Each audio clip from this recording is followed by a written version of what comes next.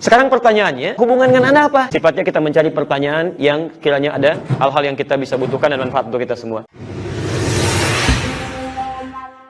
Awas hati-hati ketika orang bertanya tentang ruh, apa hakikat ruh, bagaimana keadaan ruh, dijawab langsung oleh Allah. Urusan ruh itu jangan banyak ditanyakan, jangan banyak dipikirkan. Itu terkait dengan hubungannya dengan informasi langsung dari Allah Subhanahu wa taala. Yang tahu infonya Allah, yang tahu kepentingannya Allah, wa ma utitu minal ilmi illa qalila. Dan kalian tidak diberikan pengetahuan oleh Allah Subhanahu wa taala kecuali sedikit saja yang terkait dengan kebutuhan hidup kita, butuh. Ini ada pelajaran besar di Quran. Perhatikan pelajarannya. Ada ayat di Quran kalau dalam bahasa bebas begini. Kalau Anda ingin bertanya sesuatu, carilah pertanyaan yang memang terkait dengan kebutuhan kita. Kalau memang butuh, tanyakan. Kalau nggak penting, Anda pikirkan dan nggak ada manfaatnya, jangan banyak ditanyakan. Membuat kita banyak berpikir, banyak merenungkan, akhirnya lupa dengan mengerjakan ibadah sebagai tugas bagian kita. Sekarang saya tanya pada Anda, apa manfaatnya bagi Anda kalau kembali pakai ruhnya atau pakai jasadnya? Apa faedahnya? Nggak ada kan? Mau ruhnya saja, mau jasadnya saja, terserah Allah. Ya, toh juga tidak akan mengubah diri kita, baik masuk surga ataupun neraka, nggak ada faedahnya. Yang paling penting, kalau jawaban Quran yang ingin dibalikan, daripada nanyakan tentang ruh ataupun jasadnya itu ada, lebih baik persiapkan diri kita saat kembali kepada Allah Subhanahu wa taala. Disitulah kita akan ketahui di mana tempat tinggal kita. Nah ini penting saya sampaikan bahwa Nabi SAW itu seringkali mengarahkan pada pertanyaan-pertanyaan yang sifatnya sesuai dengan kebutuhan kita. Karena itu para ulama tidak pernah membuka persoalan-persoalan yang pada akhirnya tidak akan pernah memberikan manfaat dalam kehidupan. Seperti contoh, ada seorang peneliti ingin mengungkap tentang roh ini, ya terkait dengan roh.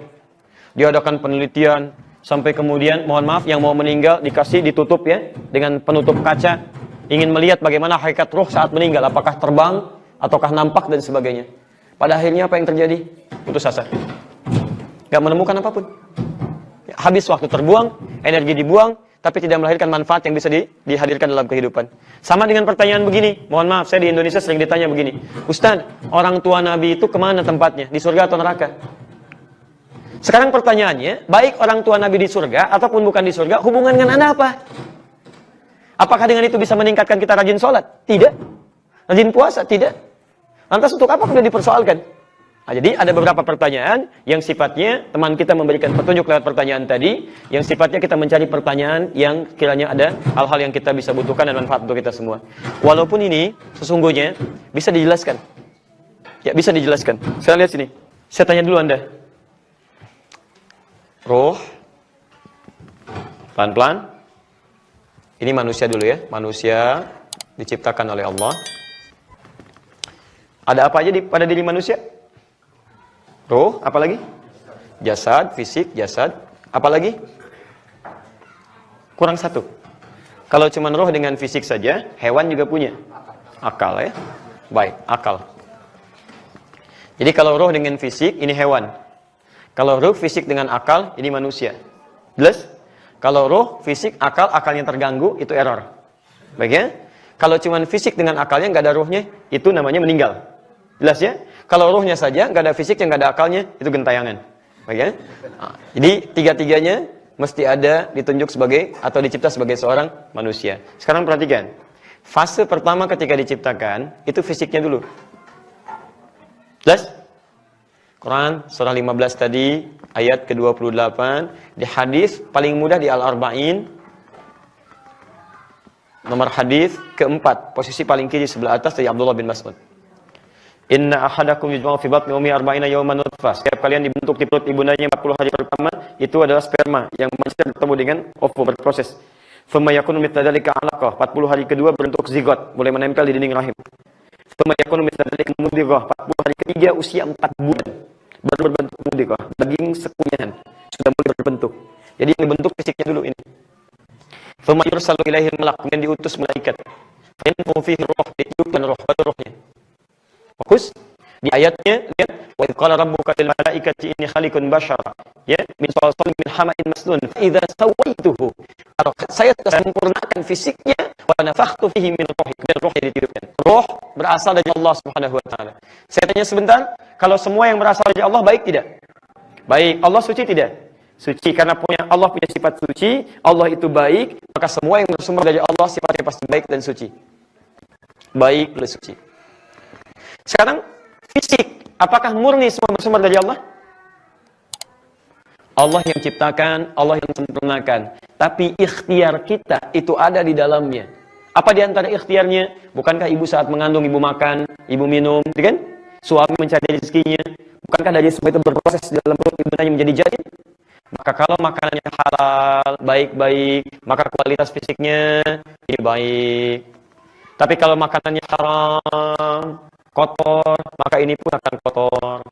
Kalau bercampur antara yang baik dengan yang haram, maka ini ada syubhatnya. Makanya kata Nabi, setiap anak Adam dari tanah, sedangkan tanah itu warnanya macam-macam. Ada yang bersih, ada yang coklat, ada yang menghitam seperti lumpur. Yang jadi masalah, ketika fisik ini bercampur dengan roh, maka lihat poinnya di sini. Roh yang tadinya baik dan suci, kemudian bercampur dengan fisik, maka terjadilah percampuran di sini. Roh masuk ke fisik, tidak sama lagi keadaannya. Karena bercampur dengan keadaan yang ini. Lihat sini. Ini apa? Bukan, ini gelas. Dalamnya ada air, warnanya bening. Kalian perhatikan. Kalau saya masukkan coklat, jadi berubah apa? Coklat. Kalau saya masukkan kopi, jadi apa? Hitam umumnya. Kalau saya masukkan susu, putih. Perhatikan. Ini seperti roh, dicampur dengan fisik. Kalau masuk ke kopi, jadi hitam. Masuk ke coklat, jadi coklat. Masuk ke susu, jadi putih. Paham? Maka ini berubah kan? Maka ketika ini masuk ke sini, karena sudah bercampur, berubah namanya dari ruh jadi nafas. Nafas. Masuk ke sini, roh masuk ke fisik, berubah jadi nafas namanya. Diserap ke dalam bahasa Indonesia jadi nafas. Kalau roh sudah masuk ke fisik jadi bernafas. Sudah mulai ada nafas. Tapi asalnya kata nafas ini bukan mengambil udara, bukan. Asal katanya perubahan dari roh menjadi fisik.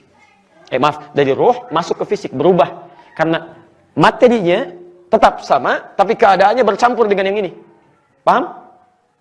Halo? Baik ya? Karena sudah nyampur dengan ini, kualitasnya jadi beda. Maka berubah namanya, bukan roh lagi, tapi nafas ini. Maka turun firman Allah di Quran, surah ke-91, ayat 7-10. Wa nafsi wa ma sawwaha. Dan demi nafas yang sudah sempurna dimasukkan ke dalam fisik. Fokus. Fa'alhamaha fujuraha wa taqwaha. Ingat poinnya, lihat. Fa'alhamaha, maka kalau ini sudah masuk, maka akan bercampur keduanya. Satu ada sifat baik, karena ini yang berasal dari Allah baik, suci. Tadi masih ingat, segala sifat baik disebut apa? Takwa, ini. Di sini ada campuran-campuran. Awas hati-hati, yang bercampur. Ada baik, ada buruk, bahkan ada buruknya. Disebut dengan fujur namanya. Maka kalau sudah bercampur yang ini dengan yang ini, maka berubah roh menjadi nafas. Wa nafsi wa ma sawwaha. Demi roh yang sudah masuk ke sini menjadi nafas dan sempurna. Fa'alhamaha fujuraha wa taqwaha. Maka di dalam nafas ini akan ditemukan dua sifat yang bertentangan. Satu, sifat takwa yang berasal dari roh. Yang kedua, sifat fujur. Nama lainnya nafsu, berasal dari sini, fisik. Makanya Anda jangan pernah kaget dalam diri kita, itu akan selalu ada dua dorongan. Satu, mendorong kepada kebaikan unsur dari roh. Satu lagi mendorong pada keburukan unsur dari fujur dari sini.